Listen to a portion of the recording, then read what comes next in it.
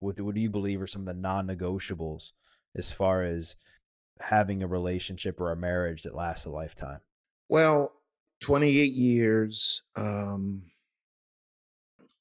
with my wife, Lisa, I think it starts, and I take this from how my and Lisa's relationship and marriage started.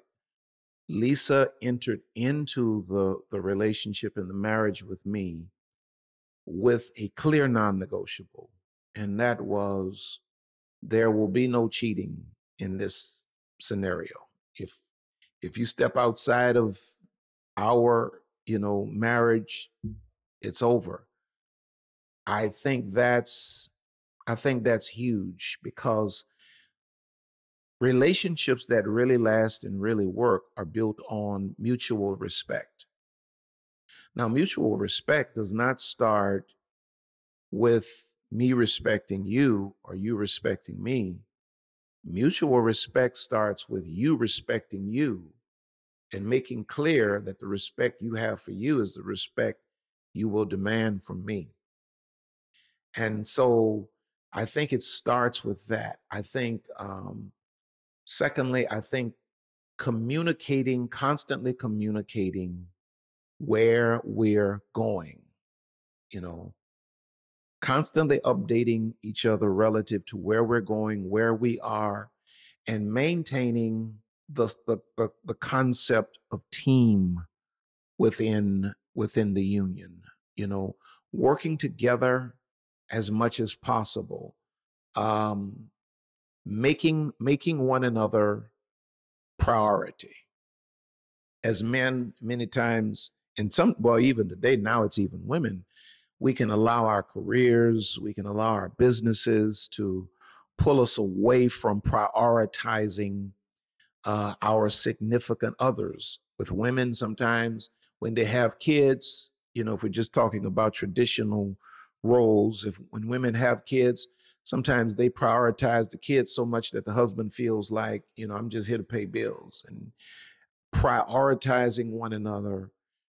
Um, thirdly, maybe fourth, I don't know what number I'm on, being sensitive, really being emotionally aware, conscious, intelligent of your spouse's needs without them necessarily having to say it. Because, and some people push back on that. Well, I'm not a mind reader. None of us are mind readers. But here's the truth, Doug. When you live with a person day in and day out, there are things you should learn about them. And anybody that you love, you learn.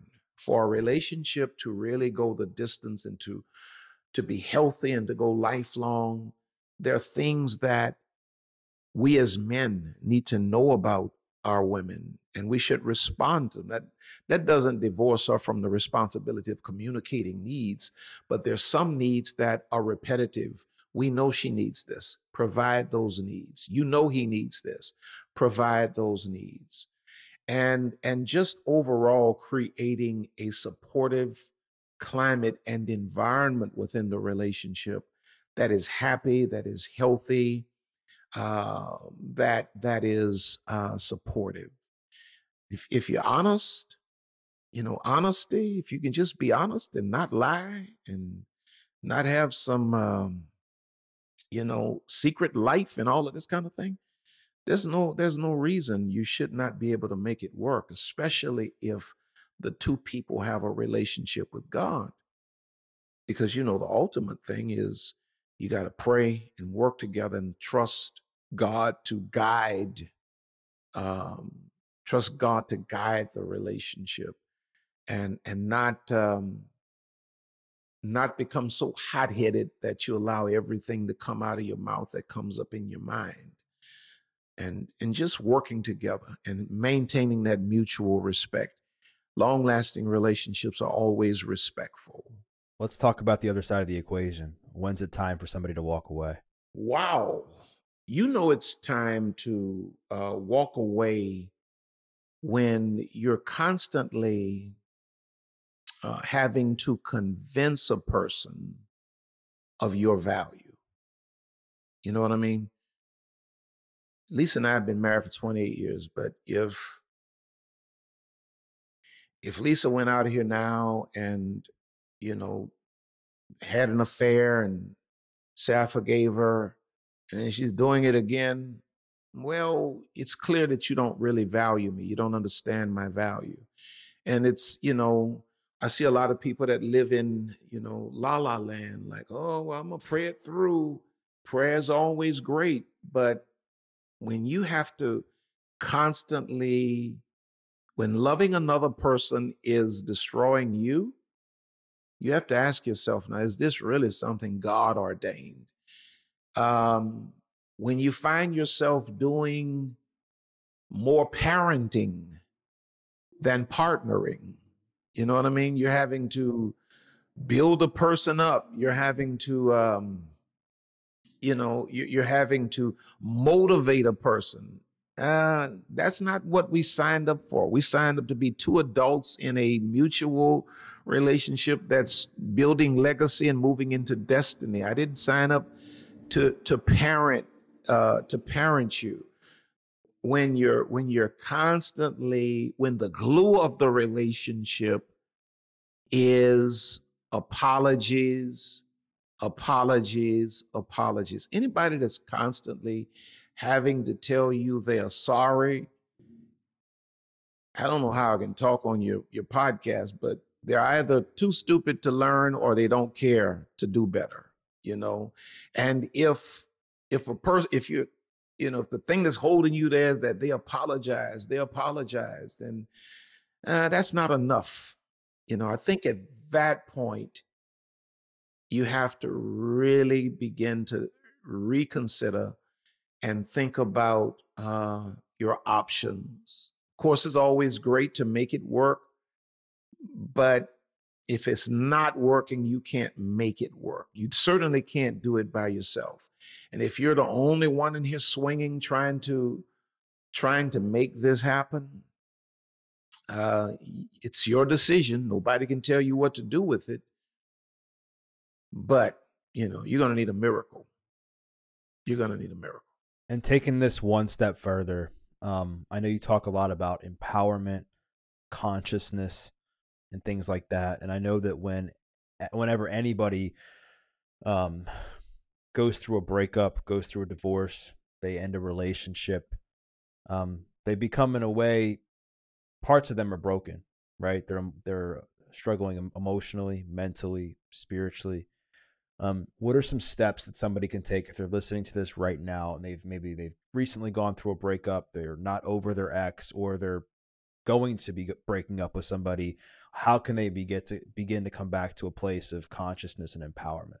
Consciousness, consciousness is in understanding who you really are as the creator designed you and called you. Most people are living unconsciously. They're kings and queens, but they're asleep. They don't realize that the throne in the room is theirs. There's a crown, because they're asleep, where most people are sleepwalking through life and have no concept of who they really are. That's what I mean by living consciously, knowing who you are, owning who you are, and so forth and so on. And so when you've gone through a bad relationship and a breakup, that consciousness is impacted, because now you're second guessing. Well, if you ever knew, if you didn't know who you were, now the world has given you a severely diminished and debilitated self-concept, because the pain has produced the concept of who you are. The pain says, the abuse says, the lies say to you, well, I'm not worthy, I'm not good enough, I'm this, I'm that. When you come out of a relationship like that, the tendency is generally, and most of the time, the tendency is to move into another relationship in hopes that the next relationship the next guy or the next girl will do better than the last person to help you overcome the trauma that the last relationship produced upon your consciousness. So the idea is to move from a bad relationship into another one.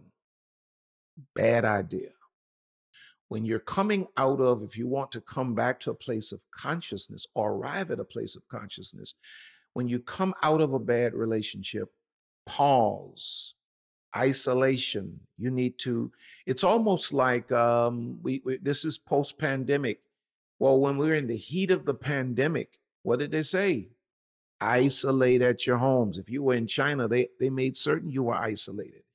Isolate at your homes. It's because you need, some things are not remedied in a crowd or in a relationship. Some things are remedied in isolation. And when your heart has been broken, you have to pull away and you need to become comfortable with you. That's how your soul begins to heal. It's almost like the phenomenon that the world is finally realizing, that the Bible's been talking about, the great benefits of fasting, what it does for the body and how it allows things to heal in the body, you know. Well, when relationships have been your poison, you don't need another relationship because clearly you don't know how to choose yet. Your picker is broke. You need isolation. You need to fast. And it's in the process of pulling away into isolation that now you're going to be able to fully and completely think through everything that you've gone through, process that, recompute, because now the Holy Spirit is even going to help you to see things from a different perspective. And some of your goals are going to be, before you enter into any other relationship, is to come to a place, do the work to come to a place of self-awareness. And that's where you finally wake up and you realize that my self-definition was always the product of what a dysfunctional family told me I was, or a dysfunctional society said I was, or what social media said I should be. Now you have to come to a place where your definition of you is the product of what God tells you and what you understand fully about yourself in your own soul. When we use that term soul, we're talking about your own mind, your own will, and in your own emotions. This is inner work. And then you have to do the work to come to a place of self-worth. Because previously, you were depending on these other people to give you a sense of worth. But now you're going to establish your worth. It's just like the stores do not open their doors and allow customers in until all of the items are priced. You do not want to go back and engage the world in terms of relationships until you have a clear understanding of your worth etched in onto your own soul. You're no longer going to enter into the world with an empty price tag and handing everybody markers to mark you down. You're going to have to do the work to develop and to understand your self-worth. And you know that you have self-awareness and you've developed your own sense of self-worth when you have an unrelenting sense of self-respect. It's the thing that Lisa said to me before we got married. If you ever cheat, these are going to be the consequences. That was her self-respect speaking. Establishing the parameters for me. And then finally, you come to a place of self-esteem where you step into the world and your head is held high, not because so many people liked your post, not because of who's on your arm, but because of how you feel and what you know about yourself. Self-esteem is called self-esteem for a reason. It's something healthy individuals are able to do for themselves. So if you've gone through a bad breakup, I think these are some things to consider.